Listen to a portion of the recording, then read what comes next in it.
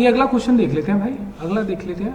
ये कह रहा है अगर m ने, ये हाइलाइटर चेंज कर लेते हैं, अगर m ने अपने शेयर का 1/20 दिया और l ने 1/24 दिया अपने शेयर का l ने 1/24 दिया, तो मैं एक बार समझोगे कि m तो बाद में है इसमें, l पहले है। तो जो रेशियो में तुम्हारे समझ में पता है क्या आएगा, तो सबसे पहले क्या करोगे, 1/20 किसका ले लोगे, l का ले लोगे, और 1/24 m का ले लोगे, क्योंकि आगे पीछे दे रखा है ये। और जैसे ही आगे पीछे आएगा तुम कंफ्यूज हो जाओगे, ठीक है। तो मुझे ये कंफ्यूजन नहीं करनी, ठीक है, मिटानी है ये कंफ्यूजन। तो l और m, l बाद वाला था, l ने 1/24 और 1/20, 1/24 और 1/20 साफ सीधा लिख दिया। l का शेयर क्या था, 5/8 था, टोटल शेयर का हिस्सा ही तो था, और m का शेयर 1/3/8 था। हाँ या ना।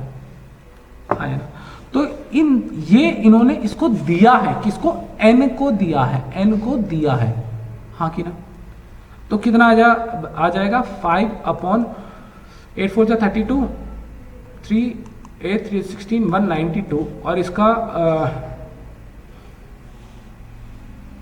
ये अजीब सा क्या आ गया, चलिए कोई बात नहीं। तो 160 डिवाइडेड बाय 3। सर इसका तो एलसीएम है ही नहीं, कोई बात नहीं भाई, एलसीएम ले लो ना, n का शेयर निकालना है ना मुझे, 192 और 160 का एलसीएम ले लो। तो इससे तगड़ा क्वेश्चन नहीं आएगा, ये सबसे टफ क्वेश्चन है ये तुम्हारा।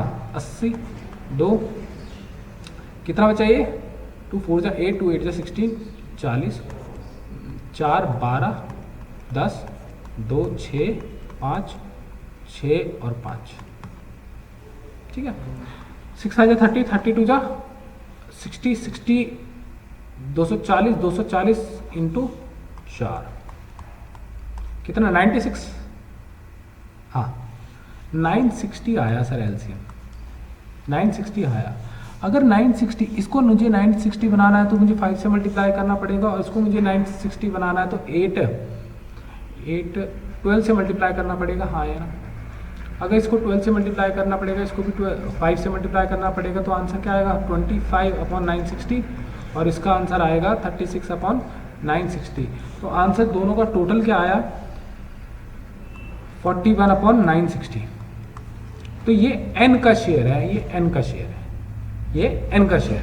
अब तुम एक बार बताओ, इन्होंने सेक्रीफाइस तो इन्होंने ये करा है ना, अपना सेक्रीफाइस तो ये करा है, तो इनके शेयर में से इनका शेयर था क्या, इनका शेयर था ये। अच्छा सर, इनके शेयर में से अगर आप बात समझो, न्यू पीएसआर निकालनी, क्या यही तो सेक्रीफाइसिंग रेशियो थी, 25:, ये वाली थी ना सेक्रीफाइसिंग रेशियो। अच्छा सर, आपको अगर 5/8 में से सेक्रीफाइसिंग रेशियो निकल गई तो न्यू रेशियो तुम्हें पता लग जाएगी, नहीं लग जाएगी, आई बात समझ में, ठीक है। तो सर एक n की तो क्या होगी 960 होनी है, ये n l m। अच्छा सर, इसमें सेक्रीफाइस कितना हुआ है, इसने 36/960 किया है, माइनस कर देंगे 3/8 से, और इसमें सेक्रीफाइस कितना करा है 25/960 किया है, तो ये माइनस कर देंगे, जो भी आएगा हमारा न्यू पीएसआर आ जाएगी, ठीक है। ये तो 0 था, और ये ऐसे करके ये 41/960 ही बनेगा। तो अगर तुम सबको टोटल करोगे तो भी 960 आएगा, और इस सबको ऐसे पीएसआर में हम लिख देंगे, ठीक है। ये प्रोसीजर था इसका, ठीक है। अब कह रहा है n acquired 1/12 of his share from m and 1/6 from n। 1/12 l से लिया है और 1/6 m से लिया है, किसने, n का। n आया कितने के लिए है, n आया कितने के लिए था सर, इसमें n नहीं दिया गया, इसमें n नहीं दिया गया। मान के चल लेते हैं 2/8 के लिए आया है, 2/8 के लिए आया है। मुझे यही नहीं पता ये n का कितना शेयर है, n अपने शेयर का 1/12 l से ले रहा है, n अपने शेयर का 1/6 m से ले रहा है, ये क्वेश्चन ये है।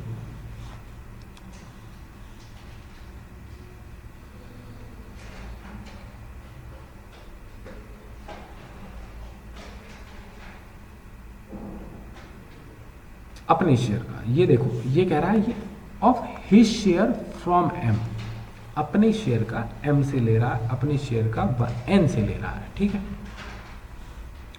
तो अगर देखा जाए तो अगर मैं ये मान के चलूँ 2/8 है सर 2/10 है, 2/10 के लिए या 1/5 के लिए आना चाह रहा है, ये 20% के लिए आना चाह रहा है, तो मैं ये कहूँगा ना कि सर 2/10 का 1/12 अगर कर दिया जाए तो ये 6, क्या 1/60 तो किससे ले रहा है, एल से ले रहा है। अच्छा ये अपने शेयर का L/6, ये क्या है, ये फर्म का पार्ट है, ये पूरी फर्म का हिस्सा है, ये किससे ले रहा है, एम से, एल से ले रहा है। और ये 2/10 अपॉन 1/6, तो ये 2/60 किससे ले रहा है, ये एम से ले रहा है। ये क्या है, ये जो ये है ना, ये पूरे फर्म का हिस्सा है। मान के चल लेते हैं, एक बार समझो, ऐसे समझो इसको कि एक रोटी थी, एक रोटी में से कुछ हिस्सा एल ले रहा था, कुछ हिस्सा एम ले रहा था। इन्होंने डिसाइड किया कि एन को इतना देंगे, एन को इतना देंगे, पर तू कितना सेक्रीफाइस करेगा और मैं कितना सेक्रीफाइस करूंगा, इनमें ये बात चल रही। तो इन्होंने कहा कि अगर 1/60 तू एल से ले ले, 1/60 एम से ले ले और 2/60 एल से ले ले। तो है तो सर यही हिस्सा पूरा का पूरा, ये पूरा का पूरा है तो यही हिस्सा, पर ये छोड़ेगा कौन, इतना छोड़ेगा कौन, ये एल एम छोड़ेगा, और ये छोड़ेगा कौन, एल छोड़ेगा। है कि क्या, ये फर्म का हिस्सा है, ये फर्म का हिस्सा है। आई बात समझ में, क्या हिस्सेदारी ऐसे ही तो बनती है, ठीक है, ठीक है।